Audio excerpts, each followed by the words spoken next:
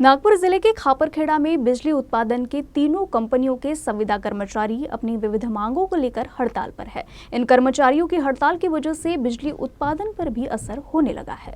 महावितरण, महापारेषण और महानिर्मिती कंपनी में कार्यरत अनुभवी और कुशल बिजली ठेका मजदूर अपनी मांगों को लेकर एकजुट हुए हैं। इन संविदा कर्मचारियों की मांग है कि स्थायी रोजगार, समान कार्य के लिए समान वेतन, सभी लंबित मांगों को पूरा करना चाहिए, जैसी कंपनी भर्ती में प्राथमिकता शामिल करना चाहिए, आरक्षण और आयु में छूट, वेतन वृद्धि, मेडिक्लेम, दुर्घटना बीमा, मकान किराया भत्ता में वृद्धि आदि शामिल है। इनके हड़ताल से खापरखेड़ा में बिजली उत्पादन भी प्रभावित हुआ है। आणि तसं होऊ शकत नसेल तर आपण त्याला 10 लाखाची आर्थिक मदत करावी।